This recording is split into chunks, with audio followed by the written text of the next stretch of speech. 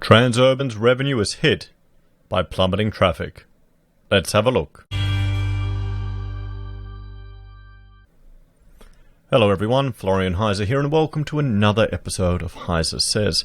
Grab your evening stein of coffee, because I thought we'd have a look at the financial results for Transurban. It is reporting season at the moment here in Australia, and I am trying to keep up with all of the releases. And we'll get there eventually. Now, Transurban is an interesting one. Now, I'm certain all of us have driven on a Transurban road at one time or another. And I thought we'd just have a little bit of a look, because, they're a business that have invested in huge urban infrastructures, road projects, and people always need to use roads. So, some people see this as a great long-term investment. So, let's have a look here at their website. We operate 20 roads in Australia and North America. We also have 6 major projects scheduled to be completed over the next few years.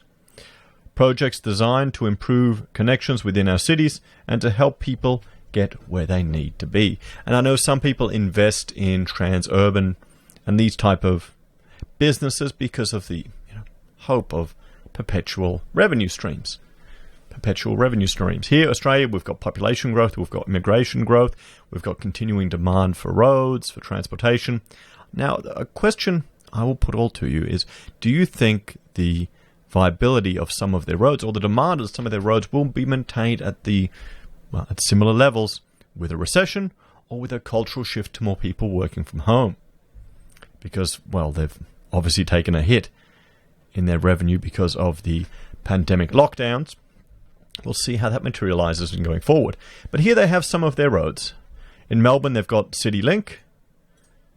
They've got the Westgate Tunnel project, and we'll just bring that up to see if it shows us anything more interesting. In Sydney, they've got the Cross City Tunnel, the Eastern Distributor, the Hills M2, Lane Cove Tunnel, the M5 East, the M5 Southwest, the WestConnex M4, WestConnex M8, WestLink M7. They've got the NorthConnex and the WestConnex. So they're investing a lot of money in these projects. Here in Brisbane, they have the Airport Link M7, the Clem 7, the Gateway Motorway, the Go-Between Bridge, the Legacy Way, the Logan Motorway. So I've driven on all of these. It's expensive going to the airport. I remember when I was doing it back in my Uber days, just the charges that would get thrown onto the passenger. But it saves you a lot of time doing the Clem 7 from one side of the city to the other. If you need to get over there, you can see here, the good old Clem 7. It's definitely worth it, guys. Definitely worth it if you want to save some time. Legacy Way. In North America, they've got the 95 express lanes. Let's see if that brings us up a map so we can... There you go. Here's what they have in North America. 95 express lane, 495 express lanes. So you can see here the infrastructure that they have. So a few, Fredericksburg and 495. So it's just interesting to see that what this organization, what this business has invested in. So you can see how it would be an appealing prospect for someone to buy a share in this business for hopes of secure revenue, because people will always drive. They'll always drive. So let's have a look at their latest ASX release, everyone, to get an understanding of it. So, financial year 20 performance impacted by the COVID-19 pandemic, with average daily traffic decreasing by 8.6% across the portfolio. So their traffic has taken an 8.6% hit across their portfolio. Very interesting. So distribution of 47 cents per stapled security, representing 1.3 billion distributed to security holders. And if we jump over... I haven't brought it up. Hang on. I'll bring up the Transurban share price right now. What is this? Transurban is the ASX TCL. Is that going to work for me? Look at that. So their shares are sitting right now at 13.78 Australian. If we zoom out, let's go out to 6 months. We can see in Feb they were at 16.26. Took a bit of a hit down to $10. And they were, they're up again. Let's go up to max data. And we can see they're still doing quite well from the data that they've had here. They've got a dividend yield of 3.41%. Their opening was at $13.99, the high is at $14.04, and the low is at $13.65. The 52-week low was at $9.10. 52-week high was at $16.44. So here's the thing. Has the share price priced in continuing declines in their road network in North America, Brisbane, or other parts of Australia? Here's the Toowoomba bypass. I actually drove on that the other day. It was completely empty. Completely empty. It was free. You got to do it when it's free, guys. In response to the COVID-19 pandemic, the business took action to support its customers, communities and people, including granting $4.7 million in tolling credits to customers impacted by the crisis to June 2020, and $1.5 million in additional targeted social investments. The toll credit program has been extended to those in need at the end of 2020, as well as to frontline workers in Melbourne for the duration of the Stage 4 restrictions, which is a good gesture for the business. And I think they can be applauded for doing that. They didn't have to. And so it's good to see that they're actually letting these frontline workers get around. Because the infrastructure that they own, does provide time advantages to people traveling around. There's no kidding about it. It's useful. It's useful infrastructure. And here's the thing. The government's talking more and more about building more roads. Let the private sector do it, guys. And if you want to get a share of that, if you feel like, it should be owned by the government, just buy part of the company, guys. Invest some money. Put your money where your mouth is so you can get a share of that profit. That's how it works. You may have to give up a few luxuries to make that sacrifice, but... So proportional toll revenue decreased by 3.4% to $2.492 million. So $2.5 billion roughly, give or take. Proportional earnings before interest, tax, depreciation and amortization, EBITDA, and before significant items decreased by 6.4% to $1.8 billion. Statutory losses of $153 million. Completion of 3 major projects with a further 8 major projects advanced. Working to resolve the technical and commercial issues that have led to delays on the Westgate Tunnel project. 3,000 and 39,000 hours average workday travel time saved. See, this is the thing. I mean, traveling just eats up so much of your time, guys. It's one of the advantages I noticed moving home. Moving our office home, setting up here.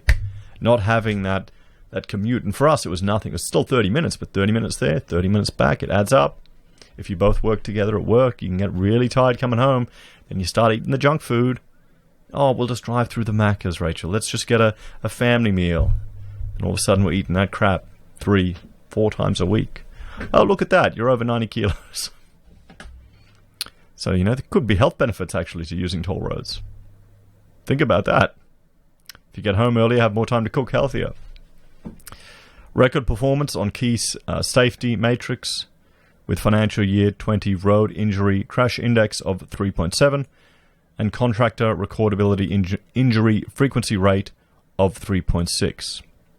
Chief Executive Officer Scott Carlton said challenging global operating conditions through the second half of financial year 20 due to COVID-19 had resulted in subdued traffic levels across Transurban's portfolio. However, gradual improvement was now evident in all markets with the exception of Melbourne, which is still under strict government-mandated restrictions. Transurban, like most businesses, has seen significant impact to our revenue as a result of the pandemic and those associated government actions, he said. Pleasingly, we have seen clear signs of improvement in most of our markets as government restrictions have been eased. However, as evident by recent declines in traffic in Melbourne, we expect traffic to remain sensitive to government responses. Transurban continues to monitor customer views on transport and mobility and today released a new research report, Urban Mobility Trends from the Pandemic, available at their website. We'll have to have a look at that perhaps in another video. Our recent research gives some interesting insight into the way people expect to work and travel in the future and the potential implications on transport networks and for transport policy decision makers.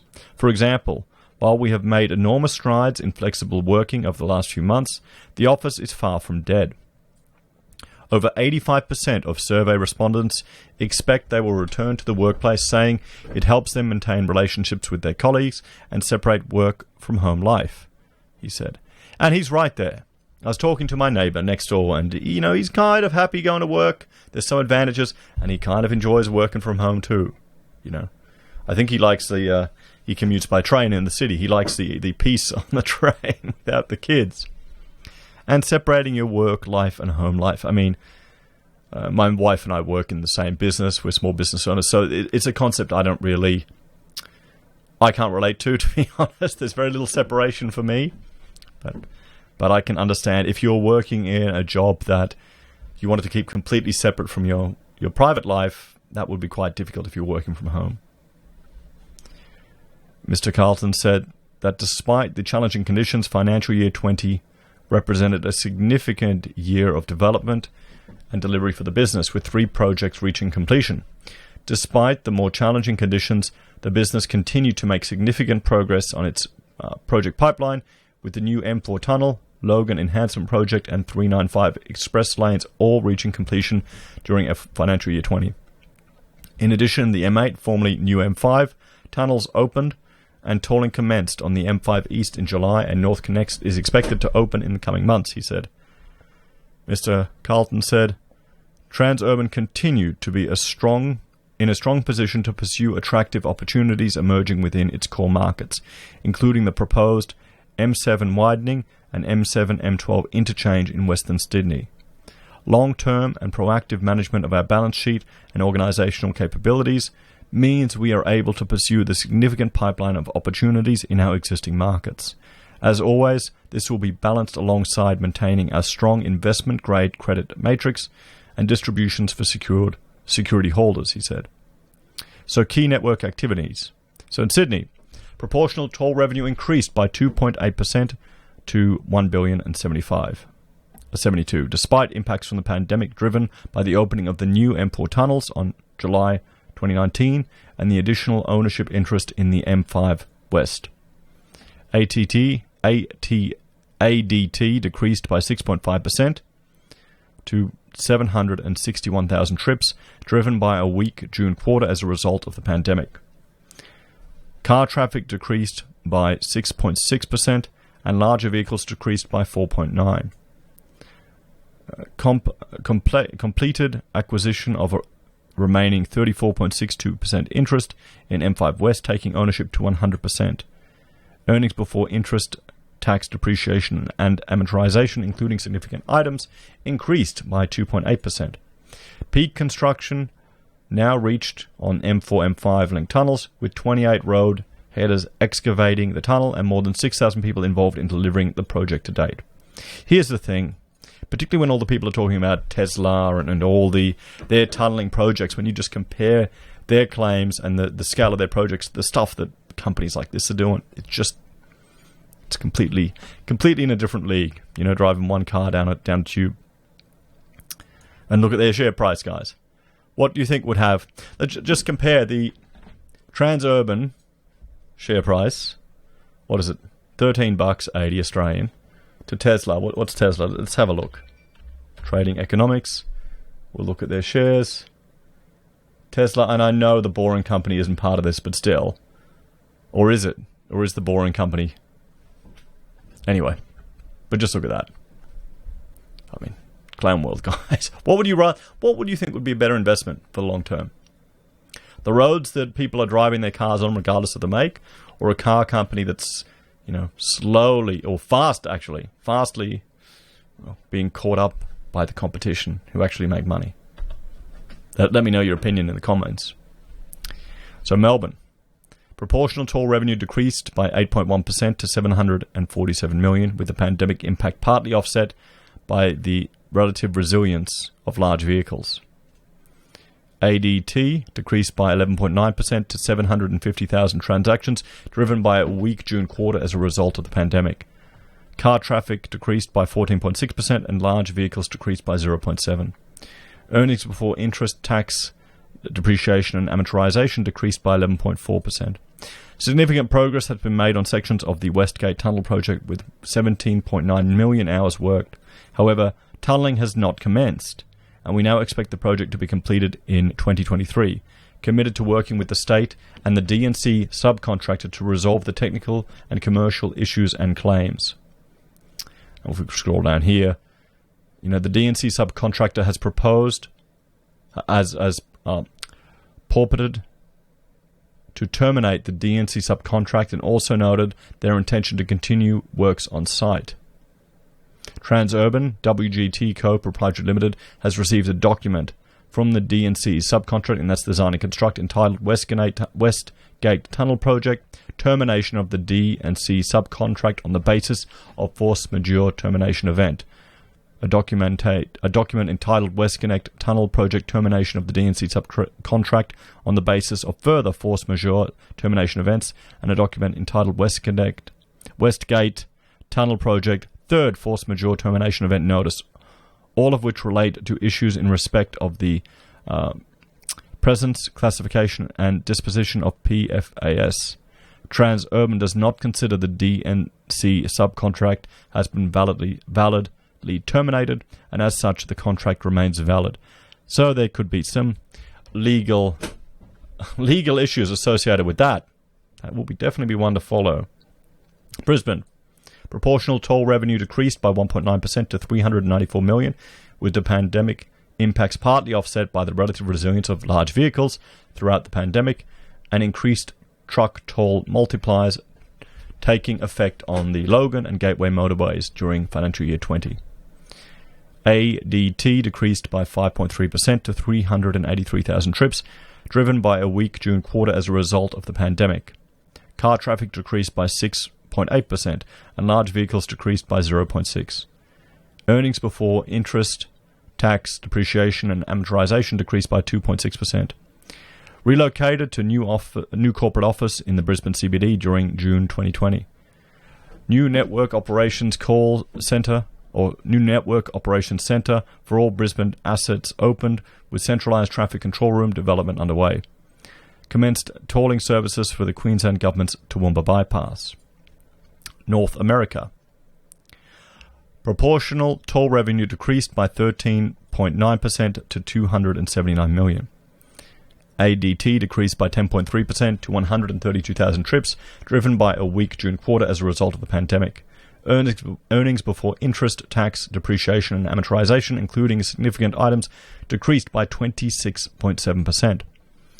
The 95 express lanes average dynamic toll price decreased by 5% to US $8.63.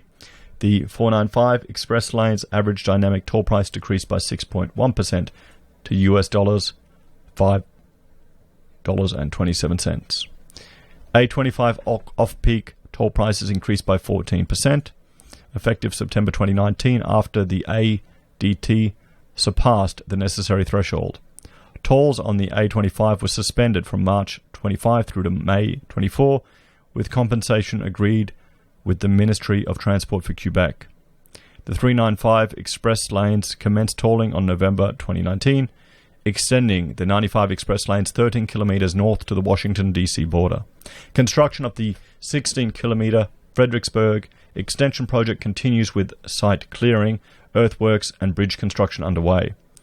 The 495 Northern Extension project is progressing, with the process to appoint a design-build team underway. Distribution and DRP. A distribution totaling 16 cents per stapled security will be paid on the 14th of August 2020 for the 6 months ending the 30th of June 2020. This will be paid from the Transurban Holding Trust and controlled entities and will not have franking credits. This takes the total financial year 20 distribution to 47 cents per stapled security, of which 2 cents is fully franked. The dividend reinvestment plan will operate for this distribution payment. For further information on distributions and the DRP, visit the Information Centre. Transurban advises that it expects financial year 21 distribution will be in line with free cash, excluding capital releases. Transurban will provide a market briefing at 9:30 Australian Eastern Standard Time. So that happened earlier today. So, and you can see it via their web broadcast. So there we have it, everyone. The impact on Transurban, and, the shares doing okay. It's interesting to see the assets that they have as a business, particularly in North America, and I'm familiar with their ones in Brisbane. What do you think? Do you think this is a good long-term investment? Would you be looking at this business? Do you think their shares are, sitting in the right place, or are they overvalued? What do you think? As always, thanks for watching. Please like, share, and subscribe to the channel. If you're a fan and want to support the content I create here, there are a few ways you can. You can join the channel on YouTube or Patreon. You can support us using our affiliate links at Amazon, eBay, Independent Reserve, or Kucoin. You can buy merch from HeiseSays, use Gold Pass from the Perth Mint, or support us via PayPal. Take care, everyone. Have a great day, and I will see you all in the next episode.